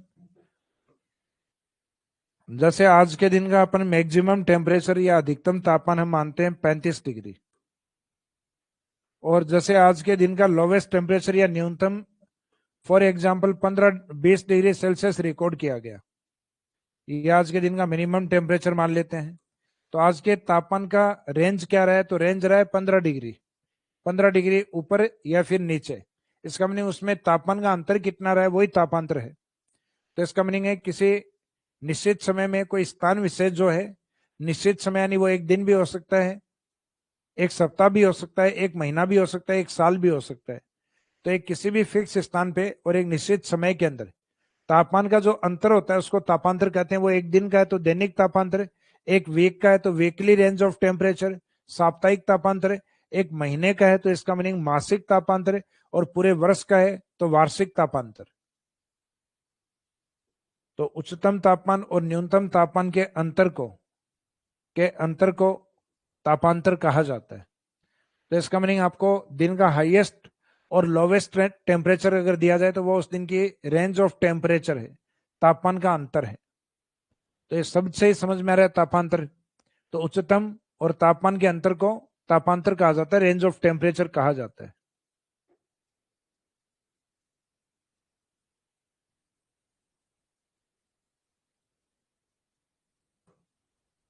सर ये निश्चित स्थान क्या है? तो किसी स्थान विशेष पे या किसी निश्चित स्थान पे, निश्चित यानी जो आपने टारगेट किया है। जैसे आपने अपना गांव टारगेट किया तो वो गांव निश्चित स्थान हो गया। आपने राजस्थान को टारगेट किया है तो वह राजस्थान का तापांतर हो गया। और आपने पूरे भारत को टारगेट किया तो इसका मीनिंग वो निश्चित स्थान भारत हो गया। तो कोई भी ऐसा ज्योग्राफिकल एरिया हो सकता है जो आपने रिसर्च के लिए या उस एरिया में तापमान के अंतर के लिए लिया हो।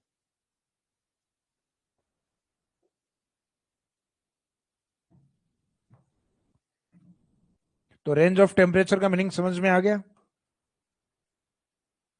उच्चतम और न्यूनतम तापमान के अंतर को तापांतर कहा जाता है। जैसे शब्द है एज इट इज उनका मीनिंग है। अब राजस्थान के अंदर जो तापांतर है वो दैनिक आधार पे अगर हम देखें तो जैसलमेर का सबसे अधिक होता है, क्योंकि जैसलमेर में मिट्टी है तो टेम्परेचर अचानक 45-50 तक जाते हैं, और रात्रि के समय टेम्परेचर आते हैं लगभग 20 से 30 के बीच में। तो एक दिन में उतना तापमान अधिक बढ़ जाता है जितना रात्रि के समय तापमान होता है। तो रात्रि का तापमान लगभग 20 से 30 के बीच में, और दिन के तापमान होते हैं लगभग 50 के आसपास। तो इसका मीनिंग रात्रि के तापमान से दिन के तापमान बिल्कुल डबल होते हैं। तो दैनिक तापांतर बहुत ज्यादा होते हैं मिट्टी वाले एरिया के अंदर, क्योंकि मिट्टी जल्दी गर्म और जल्दी ठंडी होती है। तो इसका मीनिंग जल्दी गर्म और जल्दी ठंडी के बीच में तापमान का अंतर काफी अधिक होता है, जैसे जैसलमेर के अंदर।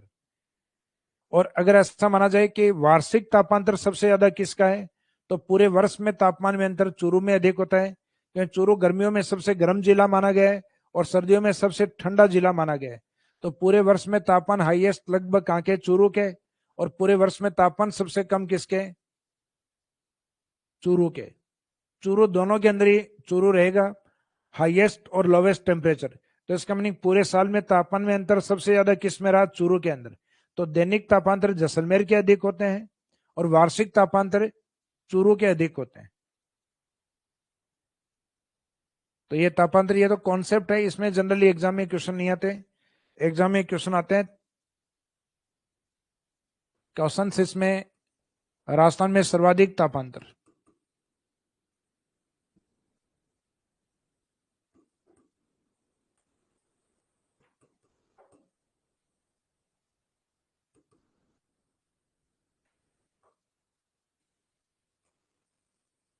राजस्थान में सर्वाधिक तापांतर यानी मैक्सिमम जो रेंज ऑफ टेम्परेचर है, सर्वाधिक तापांतर दैनिक आधार पर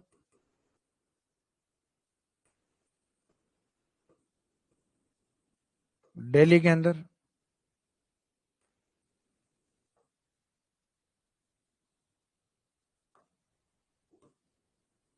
और एक मुख्यतः वार्षिक आधार पर।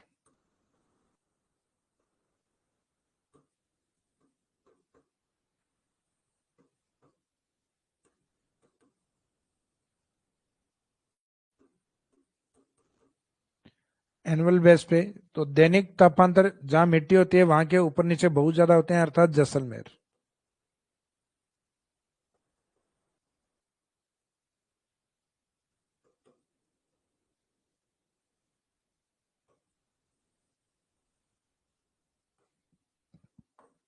जबकि पूरे वर्ष में हाईएस्ट टेम्परेचर और लोवेस्ट टेम्परेचर चूरू के होते हैं। तो हाईएस्ट और लोवेस्ट का मीनिंग है जो एनुअल रेंज ऑफ टेम्परेचर है, वार्षिक आधार पर तापांतर सर्वाधिक। तो वार्षिक आधार पर तापांतर सबसे ज्यादा होता है चूरू का।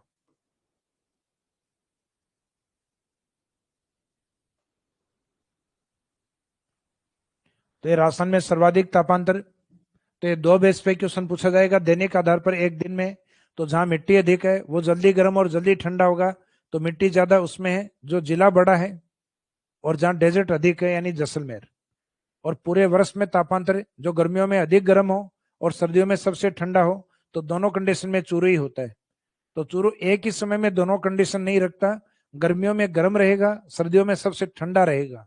इस कारण वो रेंज ऑफ टेम्परेचर जो एनुअल बेस पे है वो सबसे ज्यादा किसकी होती है? चूरू की।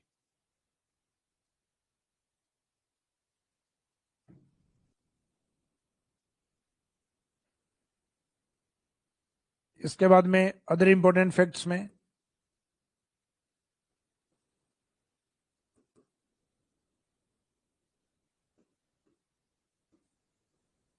जो ग्रीष्म ऋतु अर्थात गर्मी की जो ऋतु है, ग्रीष्म ऋतु में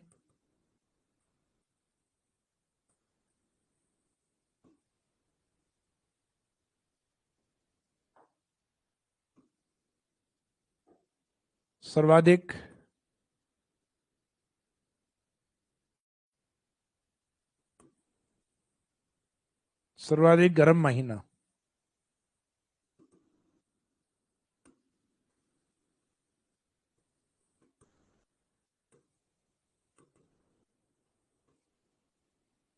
तो अपने हॉटेस्ट मंथ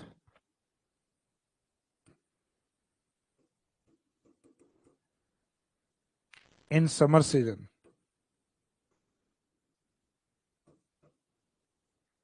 तो hottest month in summer season, तो इसमें आंसर रहेगा अपने जून।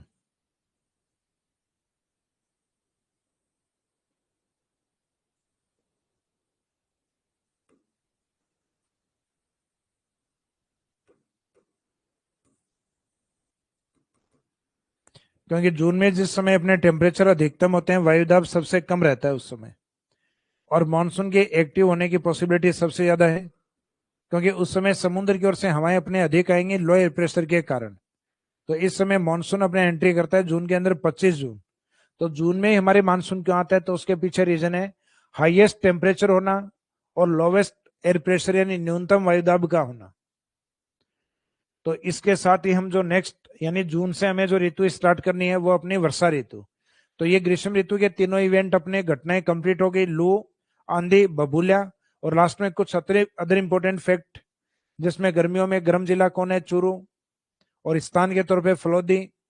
और ग्रीष्म ऋतु में गर्मियों में सबसे ठंडे, तो ठंडे जो हिल स्टेशन है वो अर्थात सिरोही और माउंट आबू। और उसके बाद में तापांतर, उच्चतम तापमान और न्यूनतम तापमान के अंतर को तापांतर कहा जाता है।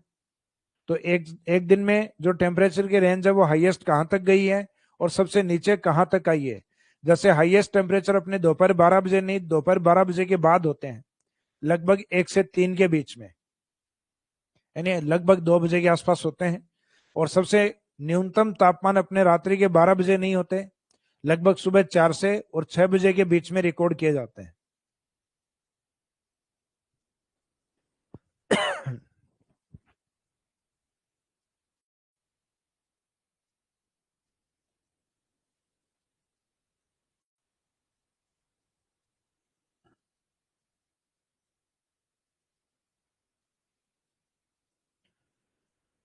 देखो, जिनके वेब वर्जन में दिक्कत आ रही है, वेब वर्जन में वीडियो नहीं चल रही, तो वो अपने कमेंट्स, आपको जो व्हाट्सएप नंबर दिया हुआ है उस पर कर दीजिए आप, अपना नाम और बैच बता के उसमें, और जैसे ही कमेंट करेंगे उसका सॉल्यूशन निकल आएगा आपका।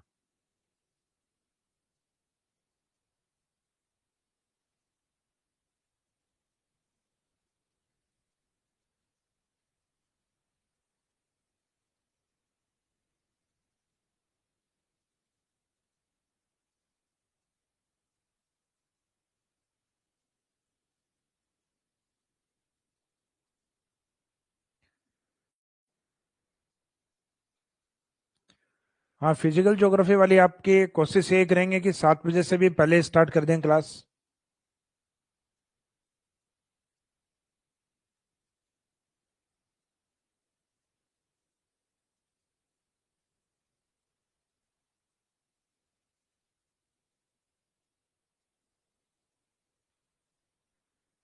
मैक्सिमम टेम्परेचर दिन में कितना होता है, देखो ये अलग अलग जिलों पे डिपेंड करता है कि किस जिले में कार्बन डाइऑक्साइड की मात्रा ज्यादा है, अर्थात पॉल्यूशन अधिक है, तो वहां ये टेम्परेचर और अधिक बढ़ जाते हैं।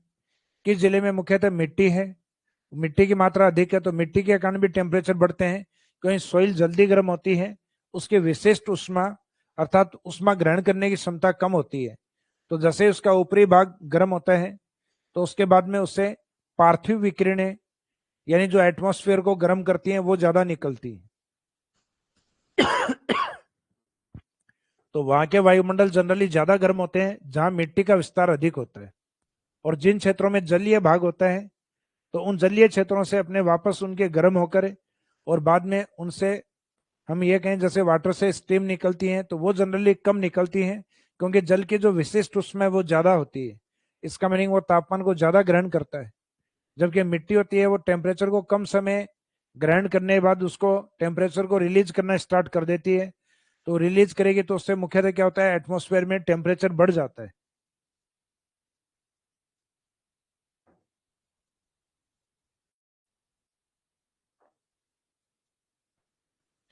तो ये जो ऋतु वाला पार्ट था ये अपना कंप्लीट हो गया, समर सीजन वाला टाइम पीरियड।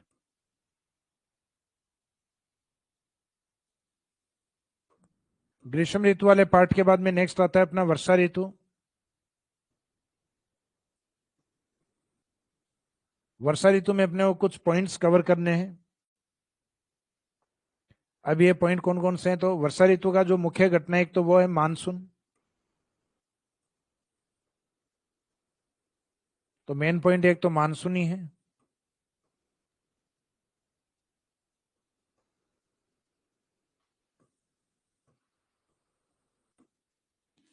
यानी जो मानसून शब्द है, मुख्यतः इसका इंट्रोडक्शन और इसका मीनिंग देखेंगे अपन। मानसून शब्द है इसका अर्थ। दूसरा है नेम ऑफ मानसून, यानी हमारे मानसून को क्या कहा जाता है।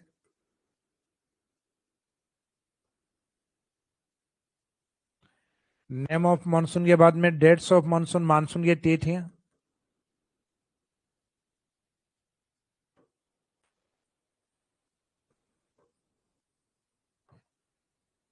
उसके बाद में आता है ब्रांचेज ऑफ मानसून।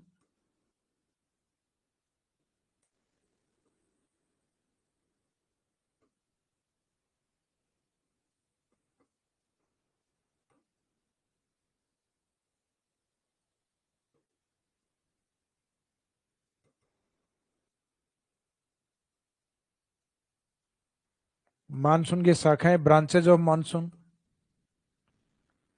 और उसके बाद में इफेक्ट ऑफ मानसून, मानसून का प्रभाव।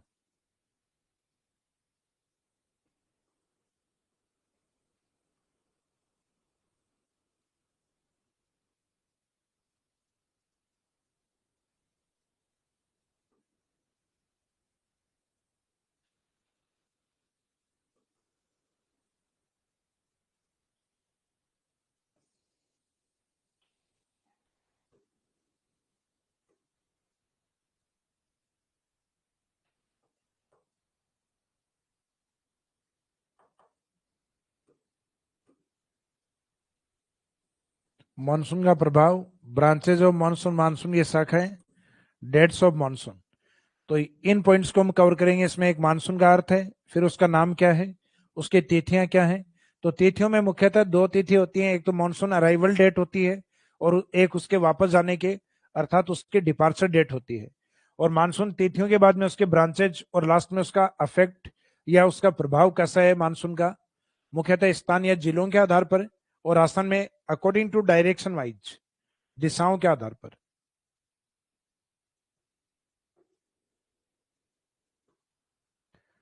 तो सबसे पहले जो मानसून शब्द है,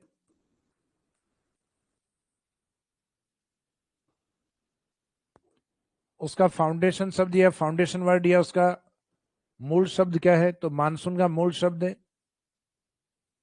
अरेबिक लैंग्वेज का मौसम शब्द है। तो इसका बेस वर्ड अर्थात फाउंडेशन वर्ड है मौसम।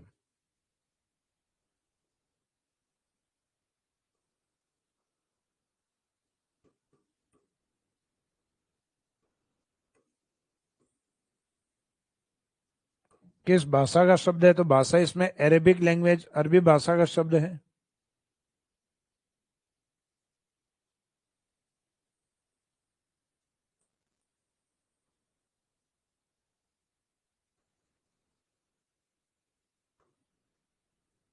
अरबी भाषा का शब्द है। लैंग्वेज के बाद में हम देखते हैं इसमें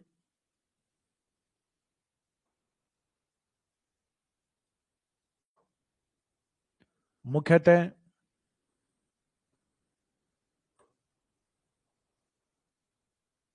इस शब्द के जनक कौन है।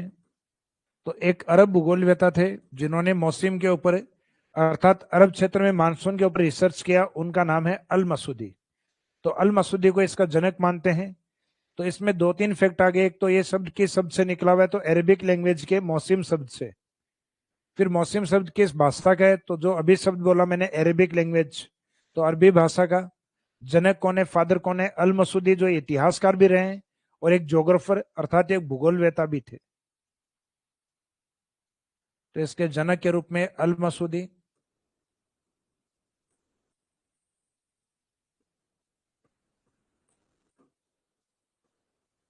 फिर इसी में कि मानसून शब्द है उसका मीनिंग या अर्थ क्या है। तो इसका मीनिंग सामान्य शब्दों में कहें तो ऋतु में परिवर्तन।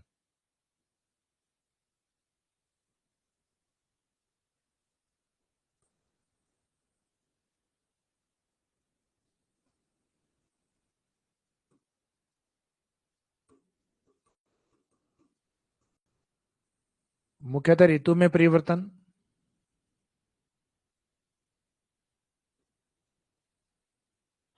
Change in season.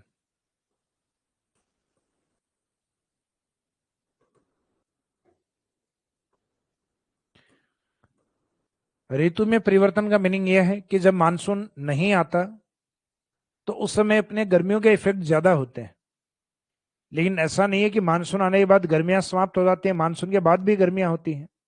लेकिन गर्मियों का जो इफेक्ट होता है वो थोड़ा चेंज हो जाता है।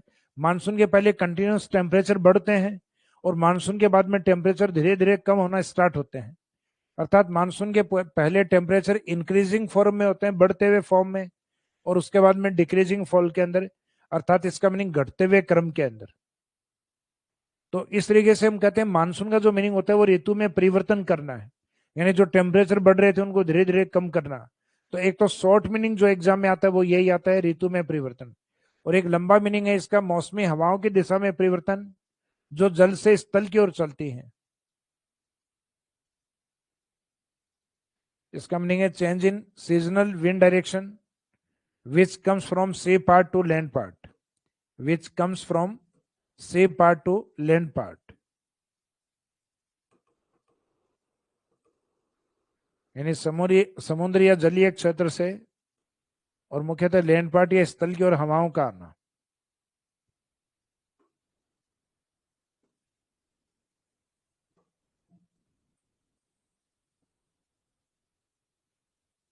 तो ऋतु में परिवर्तन के साथ इसका एक मीनिंग और लिया जाता है, तो वो और वाला देखते हैं। मौसमी हवाओं की दिशा में परिवर्तन,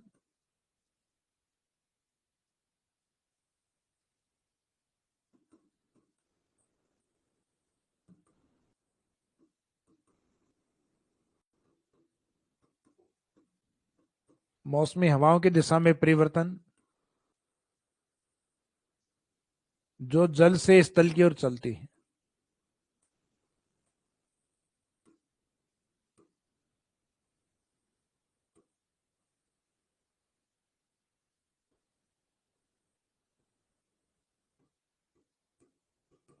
जो जल से स्थल की ओर चलती है, यानी जो वाटर पार्ट और लैंड पार्ट जल से स्थल की ओर चलते हैं उनको क्या कहा जाता है? मुख्यतः मानसून के रूप में जाना जाता है। तो मानसून के बारे में जो जनरल इंट्रोडक्शन है कि मानसून शब्द है वो किस शब्द से निकला हुआ है? मौसिम, किस भाषा? अरबी भाषा, जनक, अल मसूदी। और शॉर्ट मीनिंग देखें तो ऋतु में परिवर्तन, चेंज इन सीजन, या मौसमी हवाओं की दिशा में परिवर्तन जो जल से स्थल की ओर, यानी जो oceanic water to land part, यानी महासागर से स्थलीय भागों की ओर जो हवाएं आती हैं वो मानसून है। तो इन दोनों में से एक ही मीनिंग मिलता है, शॉर्ट वाला ज्यादा मिलता है एग्जाम में ऑब्जेक्टिव टाइप में, यानी ऋतु में परिवर्तन। उसके बाद में नेक्स्ट पॉइंट आता है नेम ऑफ मानसून, मानसून का नाम क्या है?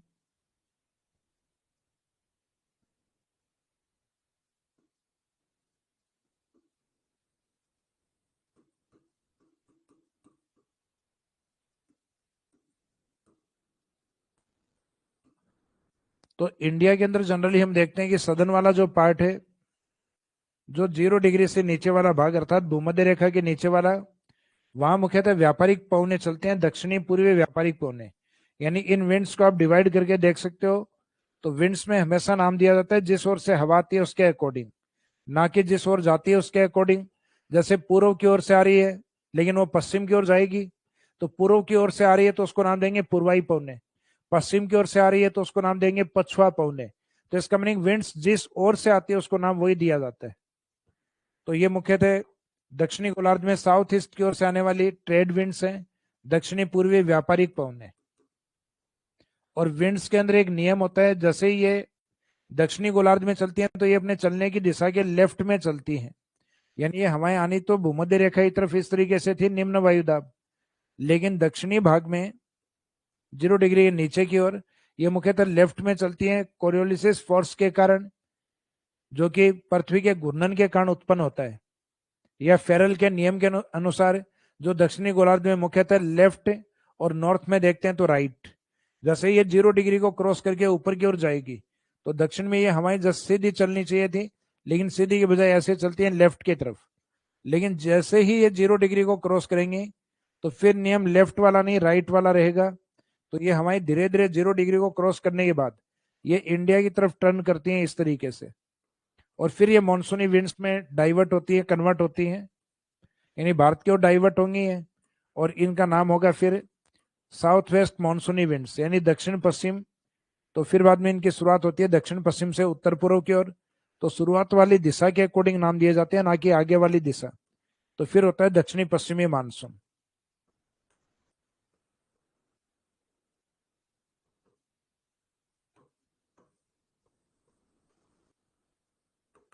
साउथ वेस्ट मानसून, दक्षिणी पश्चिमी मानसून। तो नेम ऑफ मानसून, तो नेम ऑफ मानसून है दक्षिणी पश्चिमी मानसून। तो वो मानसून चाहे राजस्थान का हो चाहे भारत का हो, दोनों में नाम सेम ही रहेगा। तो राजस्थान या भारत के मानसून को क्या कहा जाता है? तो इसका मीनिंग है दक्षिणी पश्चिमी मानसून कहा जाता है। तो मानसून में तो आंसर ये है, लेकिन पूछा जाए कौन से व्यापारिक पवनों के कारण आता है, तो 0 डिग्री के नीचे ये व्यापारिक पवन के रूप में रहता है, अर्थात दक्षिणी पूर्वी व्यापारिक पवनों से आता है। तो ये पवने ऊपर की ओर आके दक्षिणी पश्चिमी मानसून में कन्वर्ट कर होती हैं। तो भारत या राजस्थान के मानसून का नाम है दक्षिणी पश्चिमी मानसून। कौन से पवनों के कारण? तो पवन है नीचे वाली साउथ ईस्ट ट्रेड विंड्स, अर्थात दक्षिणी पूर्वी व्यापारिक पवने। फिर एक पॉइंट किस जगह से आ रहे हैं, तो भारत के नीचे हिंद महासागर है, तो ये इंडियन ओशियन से आता है, हिंद महासागर से। तो नेक्स्ट पॉइंट है इंडियन ओशियन।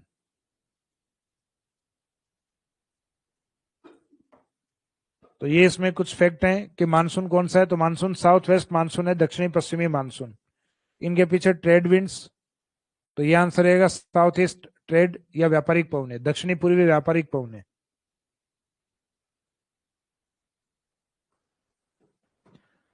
तो इसमें एक तो ये कवर हो गया अपना मॉनसून का इंट्रोडक्शन, एक अपना name of monsoon south west monsoon, चाहे राजस्थान का हो चाहे इंडिया का। भारत में सिर्फ एक अपवाद कौन है?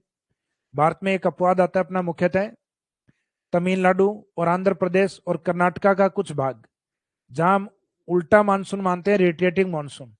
तो लौटते हुए मानसून को भारत में कहते हैं नॉर्थ ईस्ट मानसून, और आते हुए मानसून को साउथ वेस्ट मानसून, दक्षिणी पश्चिमी मानसून।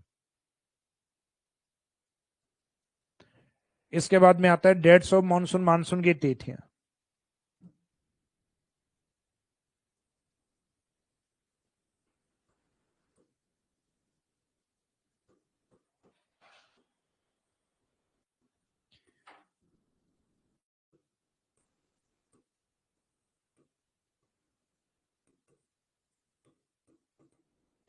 मानसून की तिथियों की बात करते हैं तो मानसून में दो तरीके की तिथि, एक तो अराइवल डेट आगमन तिथि, और एक मानसून वापस जाने की तिथि अर्थात निवर्तन तिथि।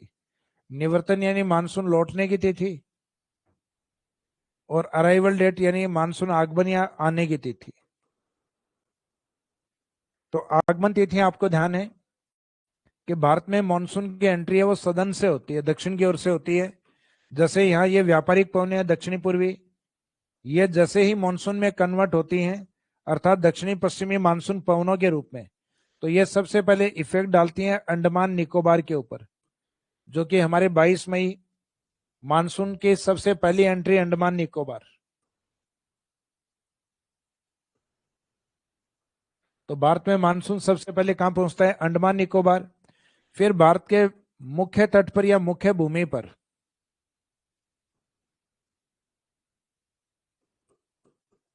मुख्य भूमि पर मानसून माना जाता है 1 जून। 1 जून को उस समय मानसून की एंट्री होती है केरल मालाबार तट। केरल के तट को क्या कहा जाता है? मालाबार कोस्ट या मालाबार तट। और उसके बाद अब जैसे भारत में इंडिया के अकॉर्डिंग देख रहे हैं, भारत के साउथ ईस्ट से धीरे धीरे ये मानसून एंट्री करता है इंडिया के नॉर्थ वेस्ट की ओर। तो उत्तर पश्चिम में राजस्थान आता है, तो राजस्थान तक पहुंचते पहुंचते मानसून की डेट आ जाती है लगभग 25 जून, और उस दिन एंट्री करता है राजस्थान के सदन में बांसवाड़ा डूंगरपुर की ओर से।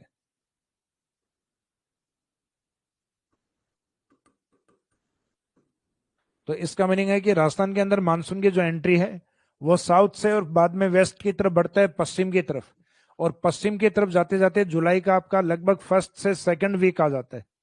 यानी लगभग आपके 8 से और 12 जुलाई के बीच में आपके राजस्थान के पश्चिम में पहुंचता है। तो आप ये ध्यान रखना कि राजस्थान में मानसून की एंट्री सदन में पहले होती है और धीरे धीरे पश्चिम की तरफ बढ़ता है। तो इंडिया में भी सबसे पहले एंट्री सदन की तरफ से होती है, दक्षिण अंडमान निकोबार। अंडमान निकोबार अगर ऑप्शन में है तो आंसर वही रहेगा, लेकिन क्वेश्चन होना चाहिए कि इंडिया में मानसून का फर्स्ट अराइवल या सबसे पहले कहां पहुंचता है? अंडमान निकोबार।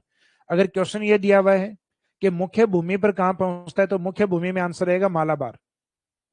मालाबार यानी केरल तट, क्योंकि अंडमान निकोबार मुख्य भूमि नहीं है, वो हमारा आइलैंड पार्ट है। और फिर वहां से लगभग 25 जून तक, यानी लगभग 3 से 3.5 वीक बाद राजस्थान में पहुंचता है। तो देश में जब मानसून की एंट्री हुई थी 22 मई, और जब राजस्थान में एंट्री होती है 25 जून, लगभग 1 महीने का फर्क। और जब मानसून लौटना स्टार्ट करता है तो जिस साइड में लास्ट में पहुंचा था उस साइड से पहले लौटना स्टार्ट करेगा। तो इंडिया के नॉर्थ वेस्ट में मानसून का जो रेडिएटिंग है अर्थात जो लौटना, ये इस भाग में स्टार्ट होता है 16 सितंबर को। और उत्तर भारत में जो लास्ट में मानसून लौटने की तिथि है वह है 30 सितंबर। और ये 30 सितंबर मुख्यतः राजस्थान के लिए भी है। तो एक सिंपल क्वेश्चन आपसे यह पूछा जाए कि राजस्थान में या भारत में जो मानसून की लौटने की तिथि है वो कब से स्टार्ट होती है, तो लौटने की शुरुआत 16 सितंबर से है। जबकि राजस्थान के लिए जो लास्ट डेट यानी मानसून कब तक रहता है? 30 सितंबर तक। जबकि इंडिया के लास्ट में सदन की ओर से जब गुजरता है तब तक 31 अक्टूबर आ चुका होता है। तो इसका मीनिंग भारत में शुरुआत कब होती है मानसून के लौटने की, तो शुरुआत हम मानते हैं 16 सितंबर। फिर उत्तर भारत में लास्ट डेट, तो उत्तर भारत या राजस्थान की जो तिथि है वो सेम है। तो राजस्थान में निवर्तन तिथि या उत्तर भारत में लास्ट डेट कितनी है? 30 सितंबर। इसका मीनिंग 30 सितंबर तक अपने मानसून प्रेजेंट होता है राजस्थान में, और भारत में वापस लौटने की जो डेट है वो 31 अक्टूबर। तो हमने देखा कि इंडिया के अंदर मानसून आता है अंडमान निकोबार 22 मई को, राजस्थान में मानसून पहुंचता है 25 जून को, भारत में मानसून लौट रहा है लास्ट 31 अक्टूबर को, राजस्थान में मानसून वापस जा रहा है 30 सितंबर। तो इन डेट्स को देखकर हम एक मानसून के नेचर के बारे में एक बात करते हैं कि राजस्थान में जो मानसून है वो 22 मई से बाद में आता है 25 जून। इसका मीनिंग लेट अराइवल, और 31 अक्टूबर से पहले चला जाता है अर्थात 30 सितंबर। लगभग 2 महीने का गैप आ गया, 1 महीने लेट आ रहा है, और 31 अक्टूबर से पहले हम 30 सितंबर से मानसून लगभग लौट जाता है। तो इसका मीनिंग मानसून अपने यहाँ लेट अराइवल और अर्ली डिपार्चर। तो मानसून के बारे में ऐसे कोई लाइन लिखे हुए रहे कि राजस्थान में मानसून देरी से आता है और समय से पहले लौट जाता है अर्थात late arrival and early departure, तो ये स्टेटमेंट बिल्कुल सही है, क्योंकि ये स्टेटमेंट हम डेट्स के अकॉर्डिंग अर्थात तिथियों के अकॉर्डिंग देते हैं। तो इसमें आपके मॉनसून का इंट्रोडक्शन अर्थात अर्थ कंप्लीट हो गया, जिसका शाब्दिक अर्थ था ऋतु में परिवर्तन या मौसमी हवाओं की दिशा में परिवर्तन। फिर मानसून का नाम, वो चाहे राजस्थान हो चाहे इंडिया हो, साउथ वेस्ट मानसून, दक्षिणी पश्चिमी मानसून। लास्ट पॉइंट हमने कवर किया जो मानसून है उस मानसून की डेट्स को लेकर कि तिथियां क्या हैं, और उसके बाद में इसमें एक इंपॉर्टेंट पार्ट आता है ब्रांचेज ऑफ मानसून। तो मानसून के ब्रांच और इसके इफेक्ट क्या होते हैं ये हम कवर करेंगे अपनी नेक्स्ट क्लास में। तो आज के इस सेशन को हम यहीं समाप्त करेंगे, और उससे पहले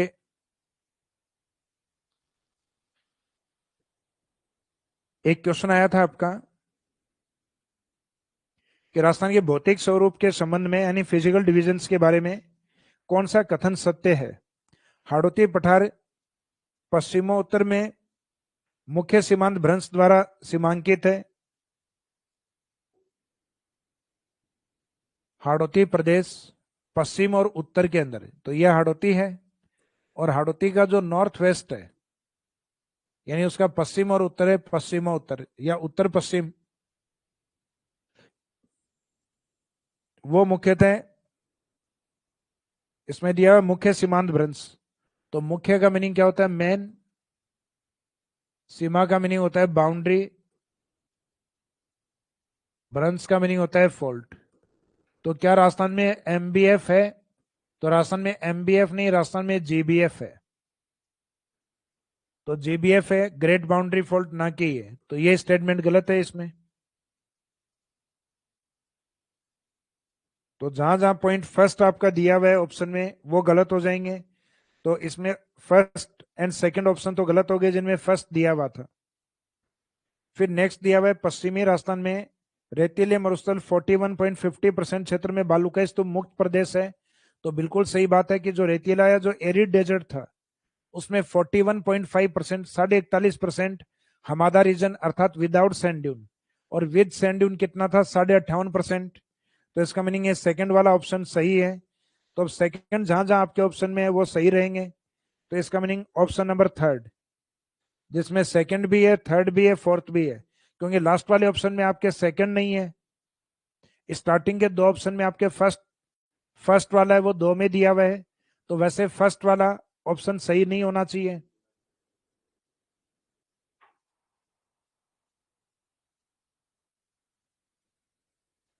तो इस तरीके से सेकंड, थर्ड एंड फोर्थ ये ऑप्शन इसमें सही होंगे।